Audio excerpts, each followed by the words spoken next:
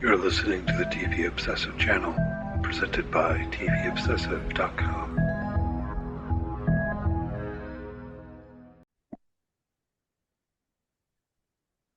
Hello, welcome back to episode 22 of the TV Obsessive podcast. My name is Ryan Kirksey, a writer and contributor for TVObsessive.com. And as always, I'm joined by the executive editor of TVObsessive.com. It feels like I've been with them for 7,000 years. It's Caemeron Ryan. Hey Ryan, how you doing? I'm doing well. Not really, but we're 7,000 years will become relevant later. I believe it will. Well, yeah, well, it's actually even we'll talk about the time scale. So what Ryan's referring to is that we are planning to dig into the Doctor Who episode Heaven Sent here today on the latter half of the pod. This is from season 9. It's season 9, episode 11. If you start counting with the revival in 2005, I think it is, and that's generally what people do. I don't know though. I have encountered some Brits who count based on the original, and don't know what it is. It's the 60th anniversary of Doctor Who this month. Part of why I thought, well, okay, I'll go ahead and choose this one is that I was noticing that this episode also came out in November originally. So I mean, we want to mark the 8-year anniversary of the episode. I think it's still in a couple of weeks, but so yeah, that'll be in the latter half here today. Ryan has not seen Doctor Who prior to this, so curious to see how this landed for him. I've chosen this as one of my Mount Rushmore episodes, as it were. Yeah. But as per usual, right? We'll talk about the news a bit and what we've been watching and stuff like that here in the first half of the podcast, refraining from spoilers on the stuff we mentioned here. Then we'll give a spoiler warning. There will be spoilers on the Doctor Who part. Okay, so general plan if people listen every week. I don't know. Anyway, it's November 14th, 2023. What do we got this week, Ryan? Well, this may be the last time that we talk about a strike for a while. The SAG-AFTRA strike is officially ended. 86% of their board voted to end it, which I thought was an odd number. Maybe I'm mistaken thinking that, but this strike is officially ended. Everybody jumped back into work literally that day, all over social media, all over the talk shows. So the members still have yet to vote on this resolution that was the agreement that was come to between the guild and the studios, but it's officially over.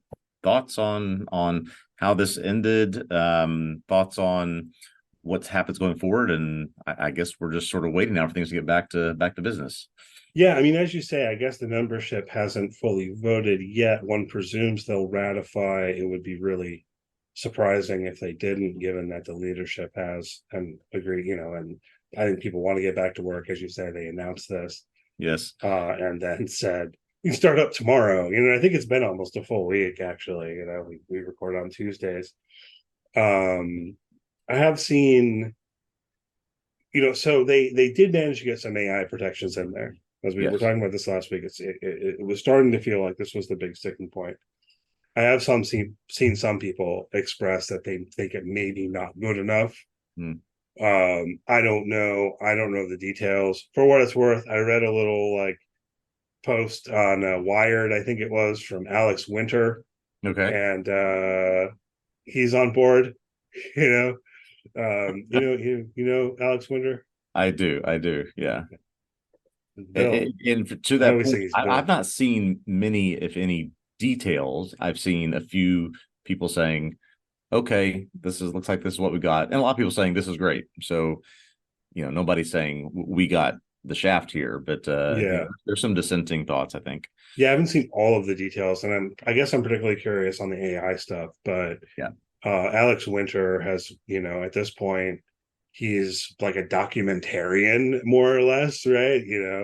And I think he more or less knows what he's talking about here. And he was kind of arguing in the piece I referenced that, well, if you're looking at the issue with currently existing copyright law and all of that, it's wonky. Things are going to be imperfect, or at least establishing something with this. This isn't the end. This is the beginning, and there's something established at least.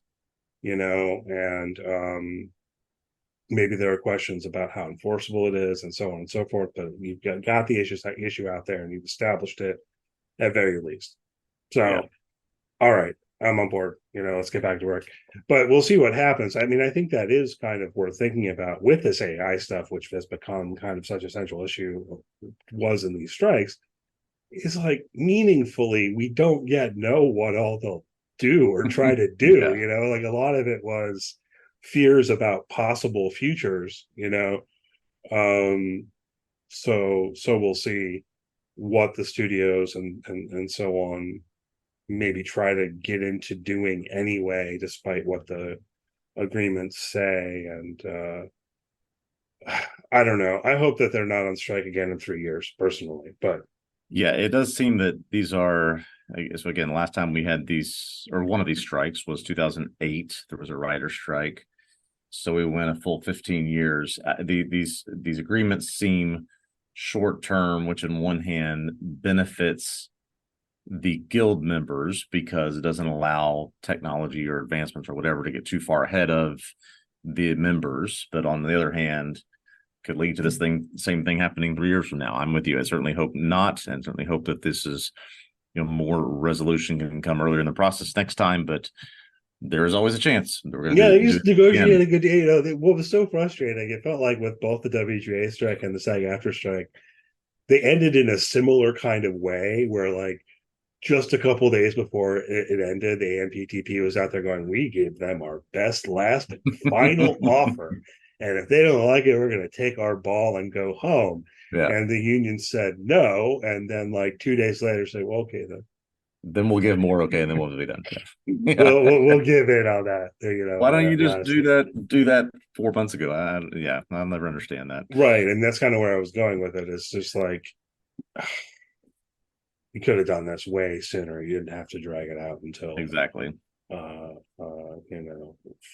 late fall now. Yeah. There were some, again, I don't want to be too cynical about this, but several weeks ago, we referenced this, that I believe it was the HBO executive talking about how much money they saved as a result of this. You really hate to think that this was let's spend a quarter getting, back towards the black or something, and then we'll get back into this. I really hate to think that, but you never know. There's gross stuff going on though. This risks an aside. This is more film than TV, but let's go ahead and mention it because it ties into what you're talking about.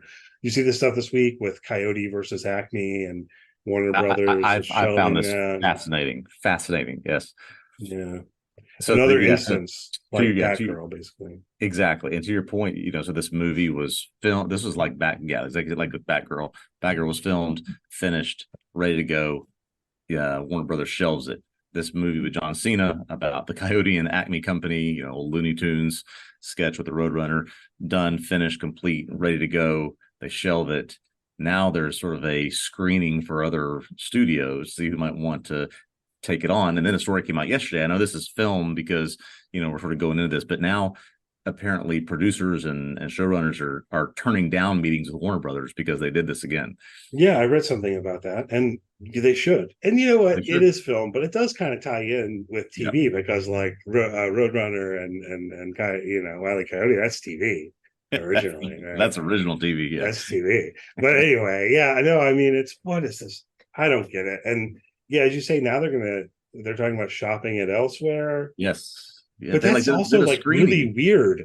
I mean, because isn't something like Looney Tunes central to the Warner Brothers brand? I mean, if I could give you an explanation, I would. This is like where Warner Brothers started, was back with this stuff. Yeah, how can you let this go? This stuff just doesn't make sense to me. When I read that they're doing something like this for a tax write-off, I start thinking, we need to abolish tax write-offs. And I don't know. It's just. Yeah, just kind of we'll save that one for Ryan and Cameron's political pod, which is quickly becoming a spinoff of this one. Yeah, exactly. But yeah, I did see unnamed, creative saying they had a meeting on the books. You cancel my meeting with Warner Brothers, and you can't blame them. I mean, do you want to spend potentially years of your life creating something that no one will ever be able to see? Yep. Particularly after you just work so hard for residuals. You know, it was because we're talking about television programs, that this is one of the incentives you're looking forward to if you make a good product, and they just say, oh, never mind, we want the tax write-off instead. Yeah. And a lot of people were saying like, hey, I've seen this movie and it's pretty good, which is distinguished it from Batgirl a little bit, you know. So people start saying, well, like, wait a minute, maybe we're willing to buy that Batgirl was just awful. Yeah. But, you know, this could happen to anything if it, you know, you see a kind of recurring pattern. So, yeah, hopefully they stop doing stuff like that. Production resuming, you know, various timelines. We'll see about announcements. You notice everywhere, it seems like, it's picking back up. But you notice that they delayed. They've announced kind of a delay on the 3-body problem from what they said. Yeah, before. I've been following sort of 3-body problem because I was excited about it coming in January. But this is something where I guess maybe they want a ramp up period in terms of marketing or communication for this show. But that show has been moved. This is a Netflix series that's going to be moved to March instead. Yeah, they don't do marketing. What are you talking about? No, that's true. They just put up in front of your face when you log on. Yeah, yeah, exactly. They trust the algorithm. So I don't know what the details are here, but regardless, they're now saying March 2024. Yeah, kind of looking forward to that one. I mean, it's based on acclaimed Hugo Award winning science fiction. I know we talked about this before, weeks ago, whenever they announced January. So I guess we'll wait till March, you know. So we'll get True Detective in January, and I don't know. Is anything else like on my list? I'm telling you, not for 2024. We got a couple things that we're going to talk about here in a moment that'll hold us over the rest of this year, but yeah, the January and February, I mean, they're bleak anyways, but they're going to be really bleak without any real good TV on. Yeah. We'll keep our eyes open for what's coming. Hopefully they announce some more stuff, I guess. Giancarlo Esposito show you mentioned. I didn't. Yeah, speaking of new shows coming up, I was unaware of this until last night when I was just putting some notes together. So if you're a Giancarlo Esposito as the bad guy fan, then you got a new thing to look forward to coming up in the spring. AMC has got a show that they're bringing online called Parish, which is about a guy who was, I guess, used to be involved in some crime ring, was the wheelman for these guys, and something happens to Esposito's character to sort of set him off and get him back into that world. And I don't know, the 20-second clip that they have online looks pretty intense, so I'm excited about it. Cool. They do a lot of crime shows on AMC anymore. Yes, a lot of them don't, you know, like really ping people's radar. I remember checking out a couple like Kin and 61st Street. Oh wow, man, those are deep cuts. Yeah, I'm not saying that they were good. I'm not saying they were bad either. I'm not trying to rag on AMC, but I'm curious about this one. You know, it seems like they have tried to establish themselves a little bit in terms of this kind of crime drama niche, and that was my point. Yeah, it looks gritty, looks really dark. It looks, you know, Esposito's sort of getting really upset and on a breaking point, looks like, which I can certainly get behind. I can too, although you know what I would like to see? We were talking about possible, you know, Breaking Bad spinoffs. Yeah. You can just like give us a little Gus spinoff where you just fill in what happens between Better Call Saul and Breaking Bad, you know, and what happens with him and that sommelier, you know. Oh yeah, okay. I can do with that. just him, like, you know, hanging out, having a life, you know, denying himself. You know, I would be on board for that if that ever happened. Yeah, I'd watch it. I don't watch it. It could just be him sitting in the oh, now I've forgotten the name of the chicken place. Oh man. Los Pollos Hermanos. Los Pollos Hermanos, just sitting in the back watching footage of stuff. That's great. You've hit on it exactly. Vince Gilligan, this is what we want. Not a Walt Jr. spinoff. We want a Los Pollos Hermanos spinoff. And we can also, like, you know, what happens to the franchise? What happens to the business after the events of Breaking Bad? Yeah, those poor kids out there scrubbing dishes. They need a job. Yeah, who takes it over? You know, that's all they got. Yeah, sounds good. Last thing I noticed was after about 9 straight years on top of the streaming charts. Suits has been knocked off by House of Usher. Did you watch this new Mike Flanagan show in October? I haven't gotten to it yet. I enjoyed Haunting of Hill House a lot, and Haunting of Bly Manor maybe a little bit less so personally. Yep. But I've sort of fallen behind. I haven't gotten around to this one yet, based on or somewhat based on Edgar Allan Poe. I don't know. Have you watched it? I've not watched it. Now I think you're right that each episode is loosely based around an Edgar Allan Poe story that sort of tells the story of this family, this quasi realistic pharmaceutical family, and sort of the fall of things that happened to them because of their involvement in a lot of nefarious aspects of that industry. I love those first 2 shows. I think it was Midnight Mass was his third one. I haven't caught that one, and I haven't caught this one, but I do plan to. So yeah, apparently, the combination of Mike Flanagan, these characters, and sort of the October creepy showtime sort of put it at the top. Yeah. No, I should check it out. I don't know why I haven't gotten around to it. Or Midnight Mass. I've heard good things about Midnight Mass too. I just haven't gotten to these things. I think, you know what? Part of it is, I'll make this comment. Personally, I really am way more into the episode a week release schedule anymore. Yeah. There was a period in my life where I kind of got into Netflix and I kind of got into the binge model. And now when they release a whole season of something, I feel like, well, that sounds like a large investment or something. And I end up putting it off. And I do the same thing when some of these places put out multiple episodes to begin with. And I realized that I draw the line right around 3. Peacock did a couple of shows where they released 4, and I still haven't watched them. and I feel like you made too much of a barrier to entry. I wasn't going to watch 4 episodes that first week and be on schedule with everyone else. I didn't have enough time. And then it's just like, well, yeah, I still intend to watch Mrs. Davis sometime. Yes. So I think it falls, and that's just a personal thing. Yeah. And I'm looking at both of these. Yeah. Both of them looks like released all, they were dumps all at once. So that's probably another reason why I haven't made it around to those yeah, yet. that's the Netflix model. And I think part of what bothers me about it is then if you want to be timely, you have to somehow find time to binge it all like right away, because some people do. And then if you don't, then it starts feeling like you're behind and you miss the conversation, and anyhow, I prefer the once a week thing.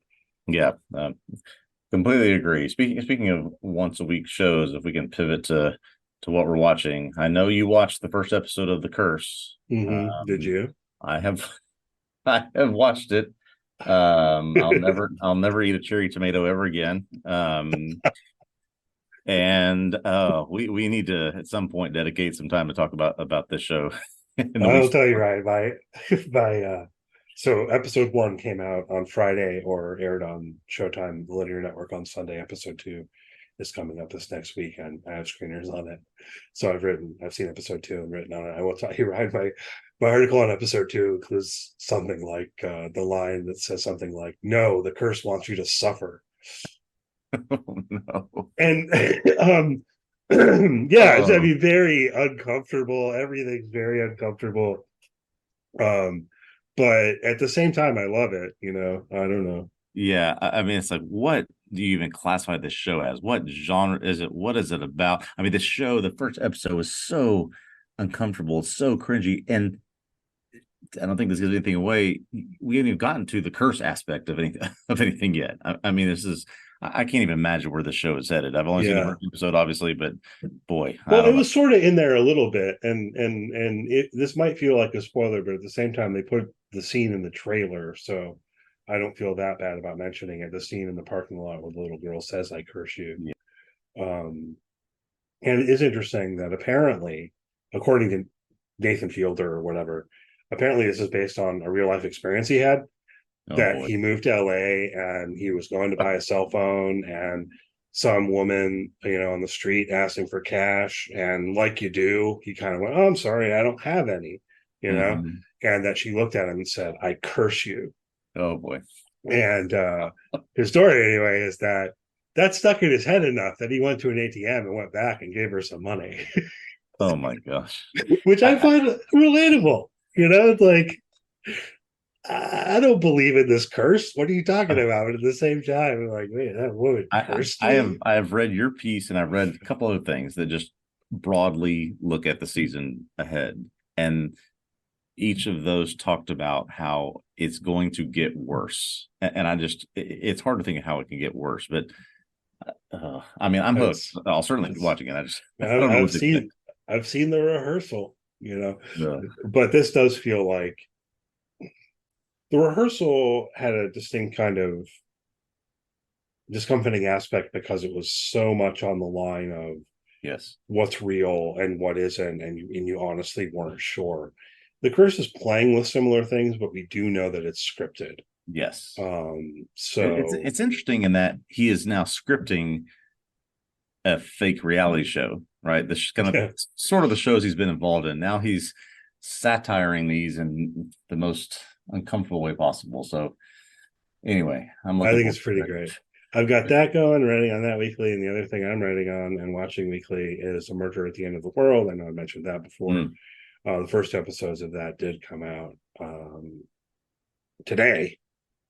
Okay. Today. Yeah, they came out at midnight. So I was about to say last night. But that's on Hulu. It's FX on Hulu. I don't know why they're not putting it on their linear cable network, I guess, but I guess they aren't. I guess they're just putting it on Hulu. But I do recommend that. I mean, we'll see. It's a limited series, I guess they say. So unlike the OA, this one cannot be canceled early on us. It all already exists. Oh, we love a limited series when it's actually limited. I think I'm gonna watch that tonight. I have one thing on my list to watch tonight, and I'll add that to the list. The first thing I'm watching tonight is I do have the first 8 of 10 episodes of Monarch, which comes out Friday. I'll be writing about this for the site. I'm going to put something together the next couple of days about that. I am very excited about this. It's getting, for what it is, it's getting some decent reviews, particularly for the performances and this whole Kurt Russell, Wyatt Russell dynamic between them being the same character across some generations. So very much looking forward to that. Starts this Friday, November the 17th. And then we just a few days ago, I put my thoughts up on the site for the Loki finale, which I'm going to save a lot of this, but I don't think certainly you had seen the Loki finale when we talked about what episode we were going to talk about today. I don't know that you are at this point aware of the connection between these two episodes, but it is some very sort of creepy, uncanny things existing between the Loki finale and what we're going to talk about today. So we'll get into that later, I think. Interesting. Yeah, we can get into it a bit. So I don't know. Do we tag on a spoiler warning for Loki and the latter half? We might have to, because it is well, I think I can do it in a spoiler free way, but it is almost unavoidable to talk about one without the other. Every piece of content I have consumed about the Loki finale has referenced this episode that we're going to talk about today. That's fascinating. So that at least completely no, and for the record, for everyone, no, I had not seen the Loki finale. I have not seen a single episode of Loki. Actually, I hear it's good. Yeah. The only other thing I have to mention is I watched for the first time last night. I watched the Manning cast on Monday Night Football. Oh, okay. We had. You ever watched that? Right? I did not catch it last night. I've seen them. I saw them when they had Arnold Schwarzenegger on a couple weeks ago. What I'm saying is I'd never watched it ever. Okay, I've seen it. I've seen it a lot. Yeah, and I finally decided, like, I don't know. People say this is good. I'm kind of sick of the general boring announcers. Like, I think I was watching Thursday Night Football, and it felt like Al Michaels was so bored he was starting to just make fun of people's names. He's just getting a paycheck at this point now. He needs to retire. Yeah, I'm sorry. All respect in the world to Al Michaels. And he knows so much about the history of football. And I mean, he's a legendary sportscaster. But I just listen to him do these broadcasts and I just think, just retire, man. Yeah. You're not into it anymore. Like maybe it was a couple weeks ago. I don't know. There was some big, exciting play. And it was like he couldn't even muster a pretense of enthusiasm. Okay, for those of you not in the know, so Thursday Night Football now exists only on Amazon Prime Video. Right, that's where you can watch it. Do you think Al Michaels knows what Amazon Prime Video is? I'm conceptually, yes. Yeah. It's like there's just the name on the check that he gets. Yeah, conceptually, I don't know that I think Al Michaels has ever watched something on Right. Amazon Prime Video. I'm not sure about that. Amazon Prime used to have, I used to listen to rather the British announcers on there, and I guess they got rid of that. Interesting. Okay. It was just kind of, I don't remember the guys' names, but it was amusing to me because it felt like they didn't really like fully know the rules of American football, you know. Oh, okay. But they did pretty well, you know. There's a lot of little ad hoc rules, in fairness, you Yeah. know. Oh, yeah. And so Oh, there'll yeah. be times they're calling kind of like, I don't know what's going on, really. They just muddle through it. Anyway, I watched the Manicast. I thought it was enjoyable. They're absolutely fantastic. I mean, if you're not a Monday Night Football watcher and want to ever just check it out, just start with the Manning Cast. They're incredibly entertaining. And it was a distinctive kind of experience, and I don't know why I hadn't Yes. checked it out before. It was being like kind of stodgy or something, but yeah, it was fun. I thought it was fun. So Loved it. All right, cool. Well, I guess about that time we'll get into Doctor Who. Yes, sir. Let's do it. Again, Ryan has only seen this episode. Potentially, like maybe some spoilers creep in from the following episode. I believe that this is the penultimate episode in this season. But personally, I don't think it's super important where this goes or what happens next. What I want to say about it. So, anyhow, definitely have spoilers for Heaven Sent itself, general Doctor Who kind of spoilers a little bit. Yeah, so as per usual, we'll take about 10 seconds here, pop in some music, and dig into it on the other side.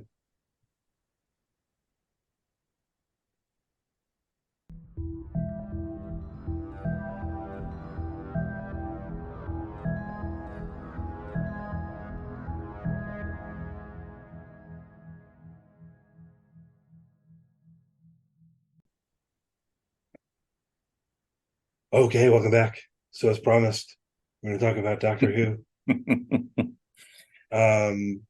To remind you of what this episode is, although I have to presume that fans of Doctor Who have seen this episode know what it is immediately. This is the one where Peter Capaldi's Doctor wakes up, as it were. He's in a transporter and whatever, and he's in the castle, and he's being followed around by this creature known as the Veil, that is like it's got flies coming off of it and stuff like that, and just kind of creeps after him.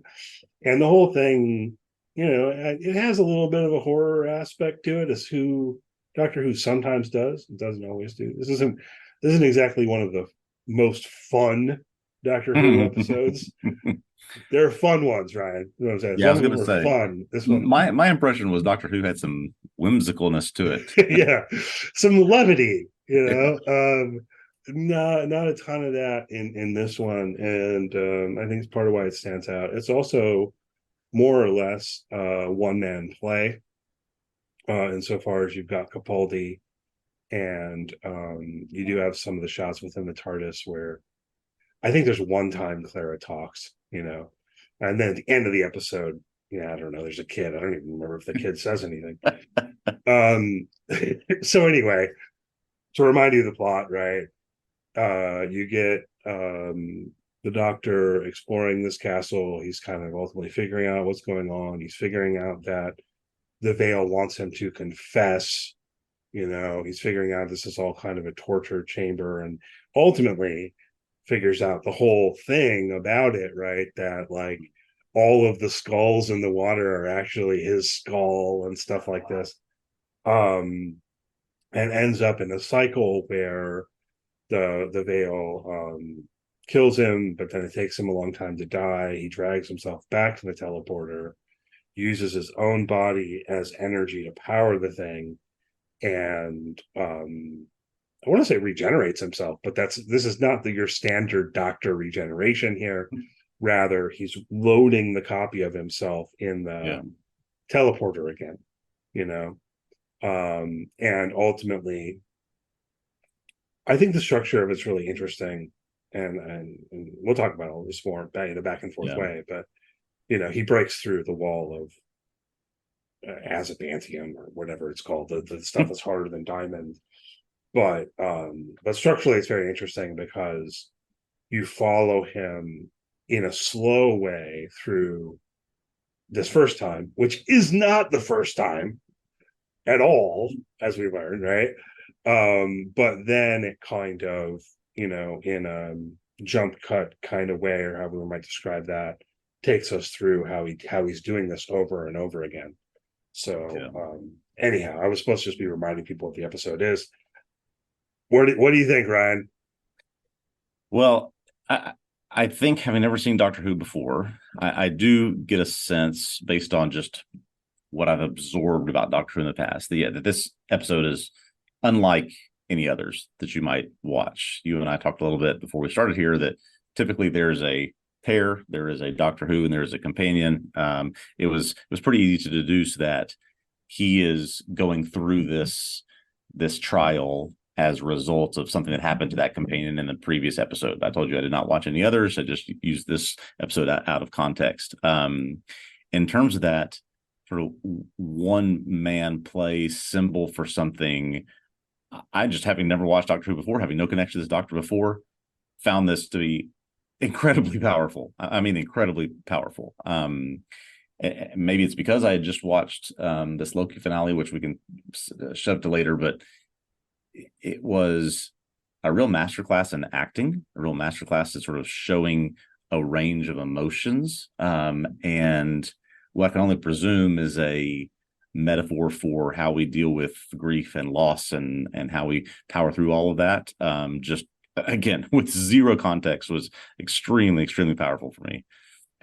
Well, yeah, I agree. And that's almost a big thing to dig into, is what's going on in terms of this as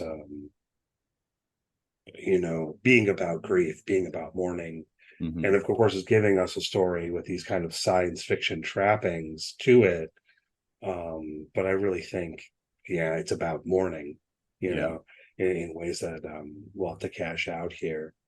So I mean, to fill this in for you a little bit, if you're curious, as you mentioned, you only watched this episode. In the previous episode, Clara dies. And she's been the Doctor's companion at this point for over a season, I think. Okay. I have to double check exactly. I know. Anyway, you don't need to get caught up on that. But watching Doctor Who, as we said, it is often fun and there is often levity. But part of what I enjoy about Doctor Who in general is the show kind of splits between genres. A bit, and so some episodes of Doctor Who are more like historical fiction. Other episodes of Doctor Who get closer to horror even than this one, and others are like more whimsical, and it varies a bit.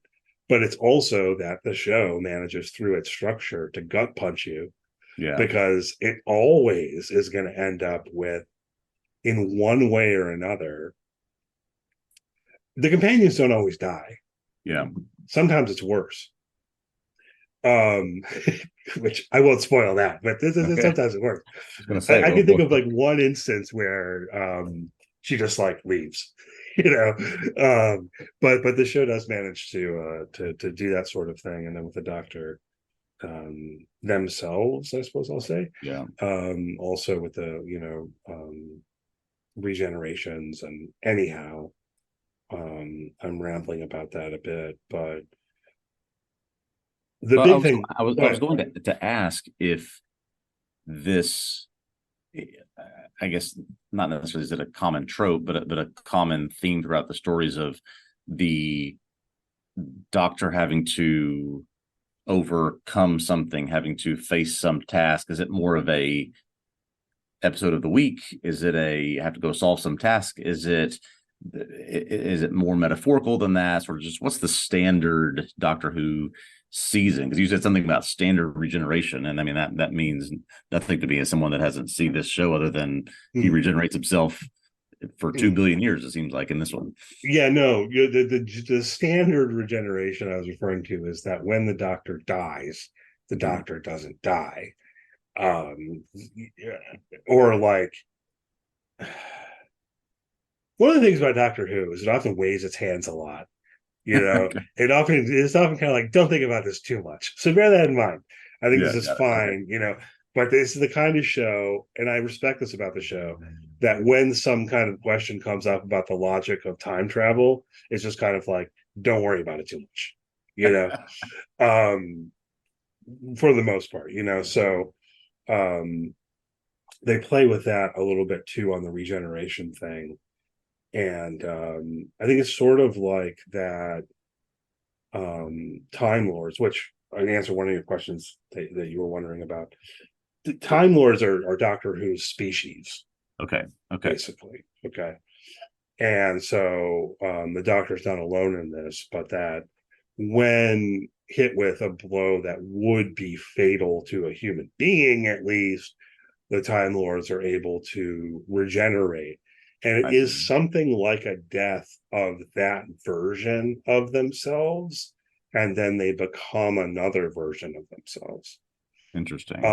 My understanding is I think that this actually is one of these great things in TV history that originated based on a practical real world problem of replacing the actor. Oh, okay. I was always wondering, is Doctor Who just a lucky guy who's smart, who found a TARDIS that can travel through time, or is there something unique about him and his or her abilities that allow him to do whatever it is that he or she is going to be doing?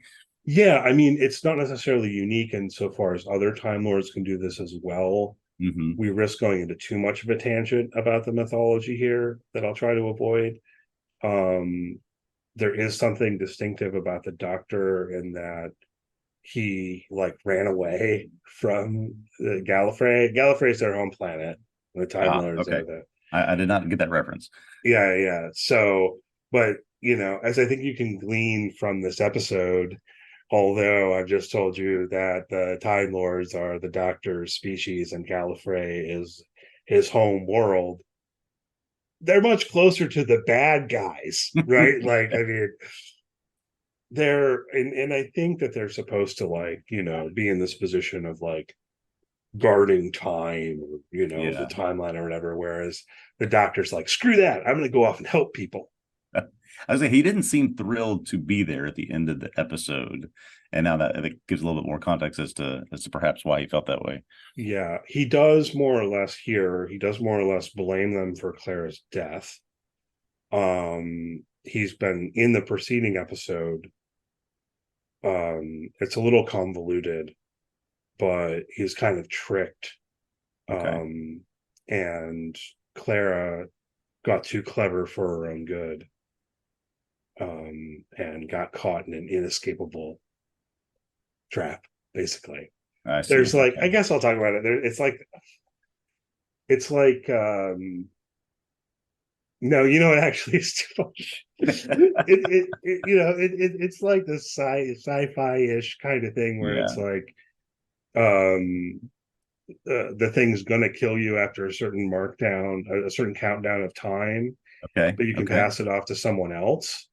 But because Clara gets too clever for her own good, she takes it from someone else, not realizing that because she's taken it from her friend she wants to save, now the person who could have removed it from her friend cannot remove it from her. That's the long and short of it.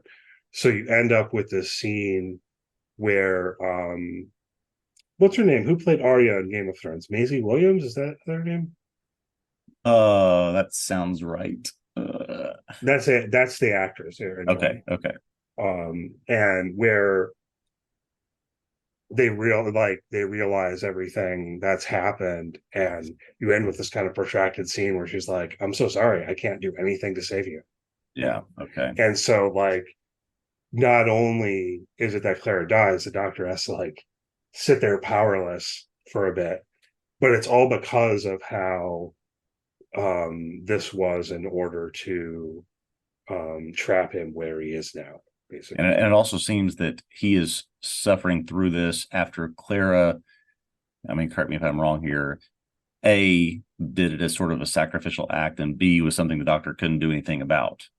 He could not do anything about it. Okay. Yeah, although if you watch that episode, Face the Raven, there is a bit where he rants about how he'll burn the universe down to save her life, basically. And she makes him promise not to do that. I see. Okay.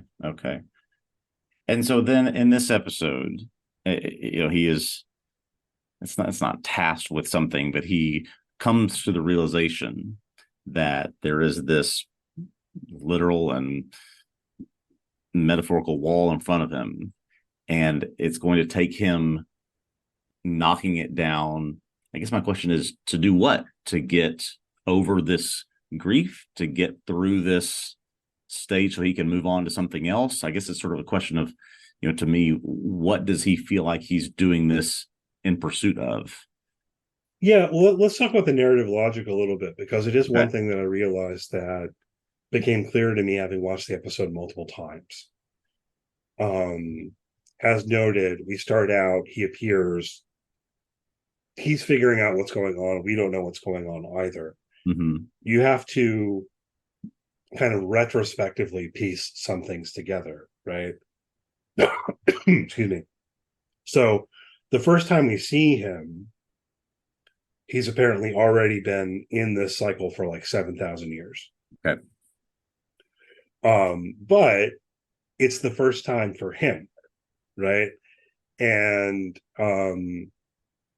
he goes through and he finds the paver in the dirt that says I'm in 12. He figures out what the veil is trying to do in order to get him to confess. See.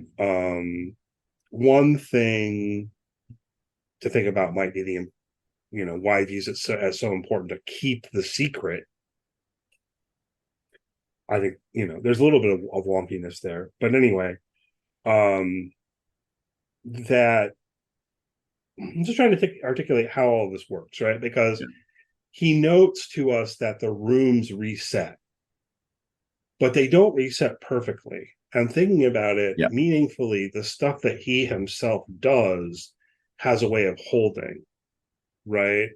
So like the set of clothing that he leaves on the chair is still there for him to find the dry clothes the next time around. I guess the first time he proceeded naked.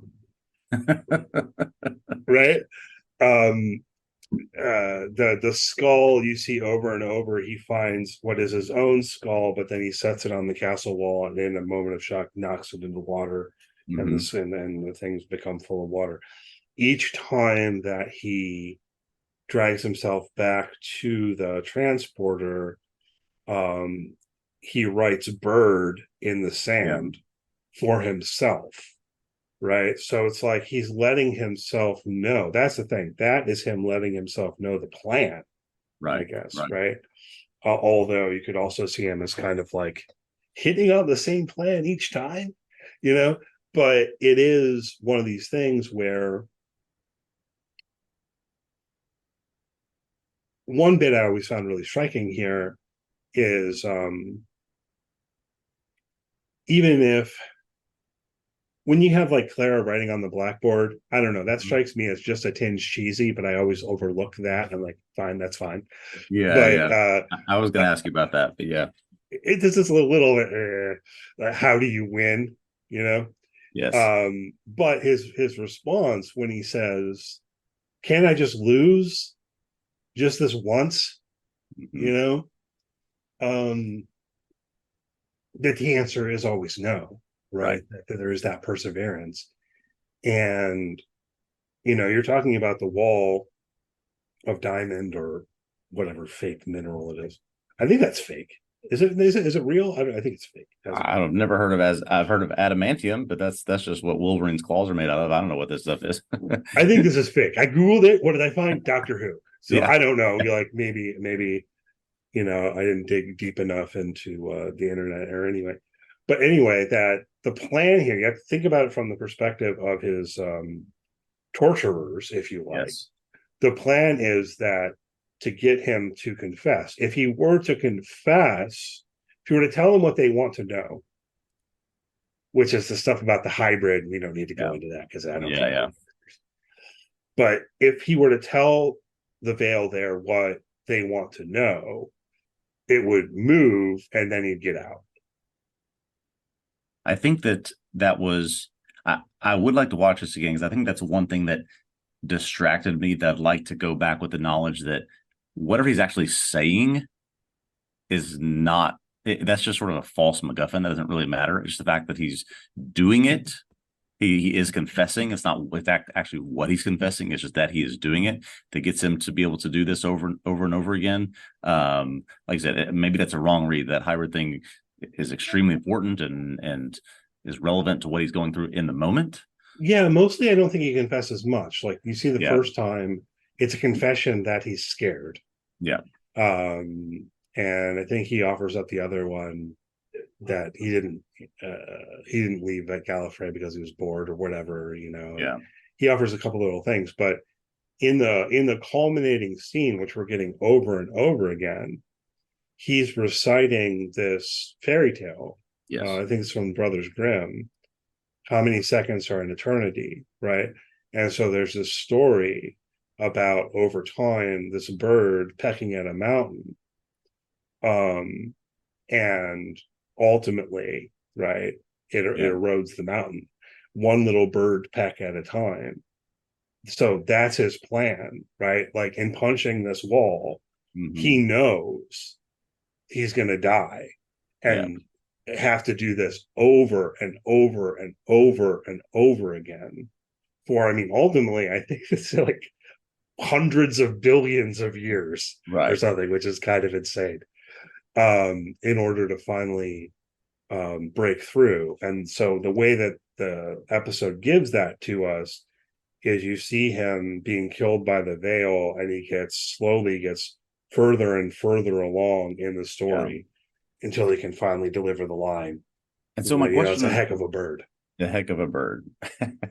Which, I mean, great line, first of all. I mean, just awesome. But my question about that, and maybe this is just time shenanigans stuff, and maybe this goes back to what you're saying about how it slightly resets every time.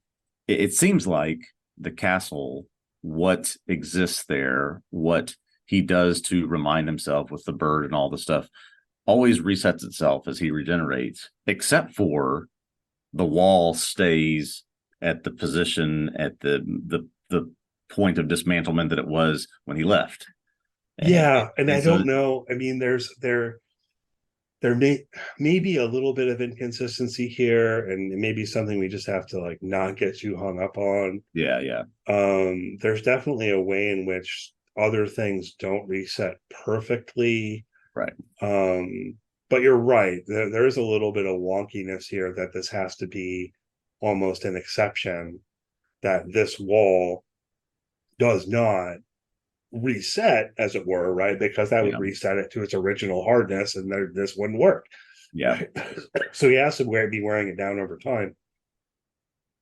And, I don't know if it's ad hoc or not, but you could just say, well, this wall is not really part of the whole not really part thing. Of it. Was never able to, or was never something that they thought he would be able to access, or be able to get through this veiled creature, I guess it is. But sort of leads me to another point or another question, which is there's sort of two ways to consider this. There's the, without ruining Shawshank Redemption, there is pressure plus time, that gets to the end of that movie and what he's able to do, right? It's just how much perseverance do you have and how much time do you have. With this show, time seemingly resets, but he's able to sort of come back to his progress, which leads me to just briefly wanted to mention something about the Loki finale, which is it's almost like the writers of this finale had this episode in mind, because Loki's figured out how to go back to any point in time. So he's constantly trying to repeat things, redo things, do them better, do them smarter, do them faster, to be able to change something to happen in the future that's going to have devastating consequences. And he just can't figure out how to do it. And so with that, it's sort of this, when time is unlimited, as in Loki's case, as in Doctor Who's case, right? It's just a matter of perseverance, but that perseverance is still something that is, in both of the cases, I know you haven't seen Loki finale, but in both of the cases seems like it wouldn't have been surprised for me to hear Loki say, "Oh, I just want to lose. I don't care. I just want to give up." Right. And it's sort of this momentum that they carry because of what they're trying to do or what they're trying to achieve. That was just sort of this really stark parallel that I was able to draw from this. So it's not a Shawshank thing where you just need time to make it happen. You need perseverance as opposed to time. Right. Yeah. And that's interesting what you say about Loki. Makes me curious to like watch that episode maybe. Yeah. I do think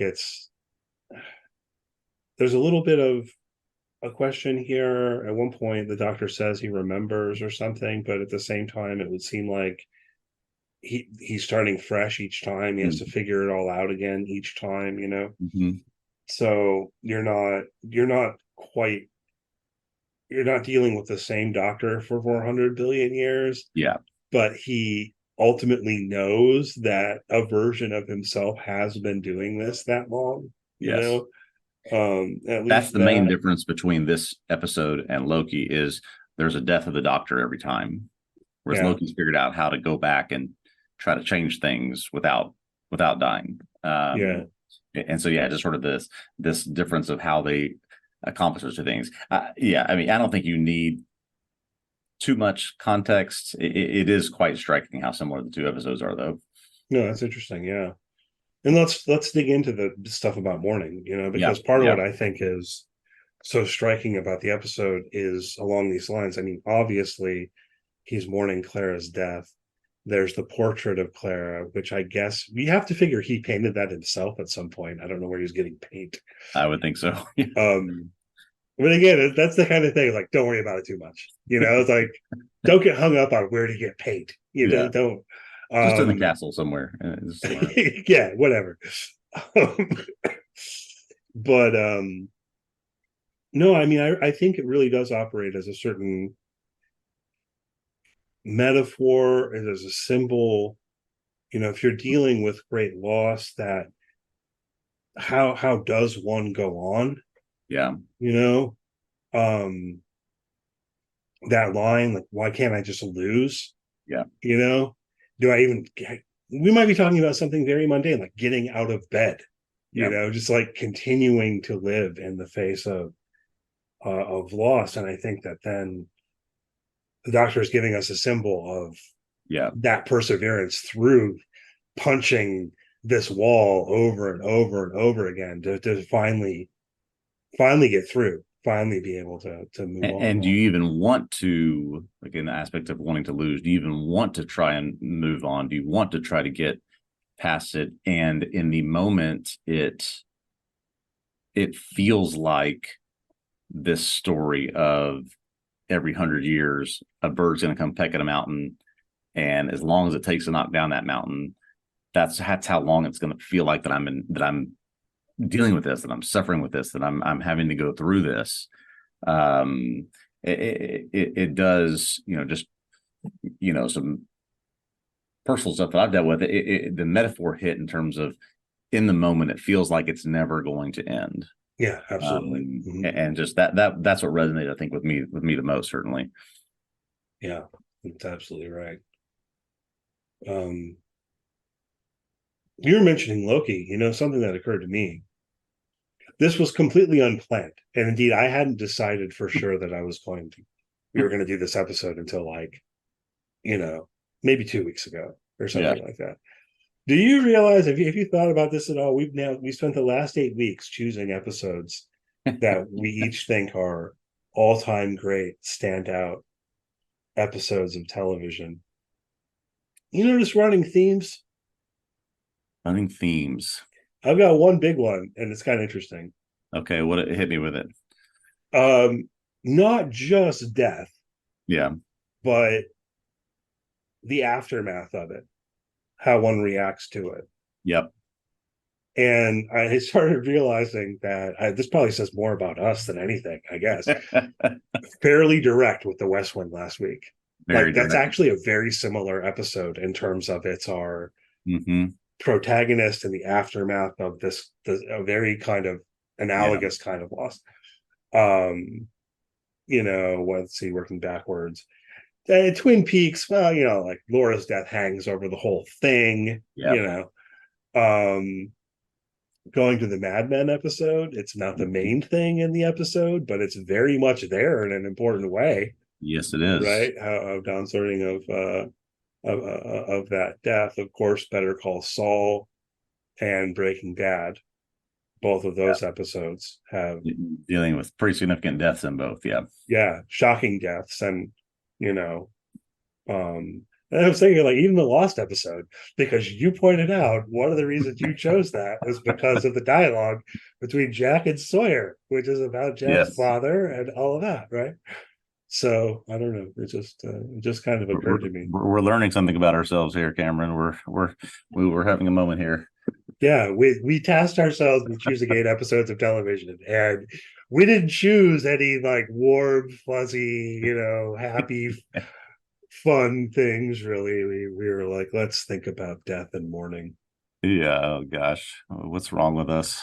I don't know anything. I mean, look, taking it from another point of view, Yeah. what makes for a really powerful episode of television, I think, just often does involve something with that kind of stuff. Deep character exploration, deep emotion within characters, and what better foundation upon which to build that than loss or grief. Yeah. Oh, and I missed The Last of Us, but that one too. Yeah, right. That's what the whole show's about. Yeah. I just realized, like, it was actually all of them. Like, I started out thinking, well, there's kind of a lot of thematic similarities actually between this and Two Cathedrals. And then I went, wait a minute. They kind of like traced it all the way back to pretty much everything in a certain way. Those have been good. I'm glad you enjoyed the episode. I really, really enjoyed it. This was a good one to end on for several reasons. Just because it was so powerful, because it's somehow the stars aligned to put it in sort of juxtaposition with this Loki finale, which was very, very interesting to see those within the course of a couple of days of each other.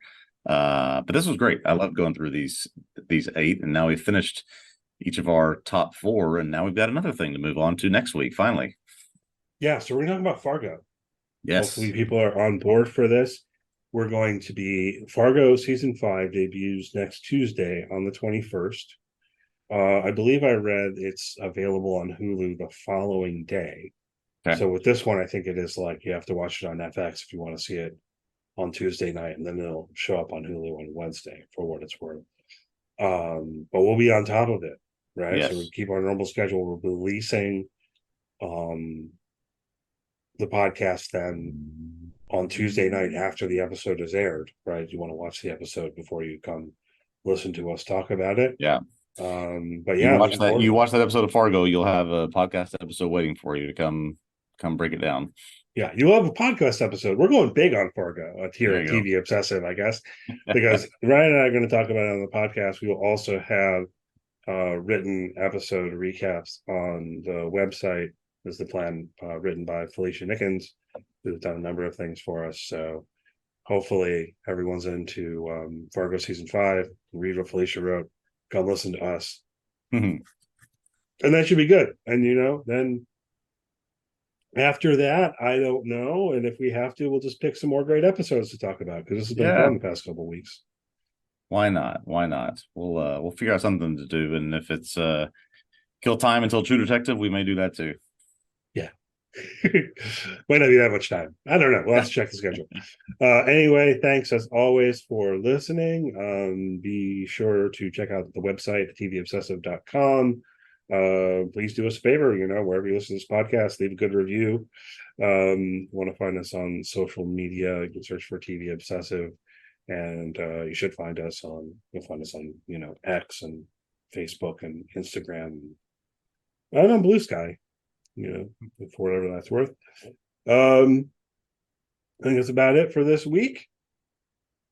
All good. Yeah, this was really fun exercise. Appreciate everybody who followed along with us. Next week, Tuesday night, we'll be here with episode 1 of Fargo season 5. Looking forward to doing that with you, Cameron. And until next time. It's 2 episodes. Oh, that's right. Episodes 1 and 2. It's a 2-episode premiere. Yeah. So okay, so we will break break both of them down that night, I guess. Yeah. Okay. Excellent. Okay. See y'all next week.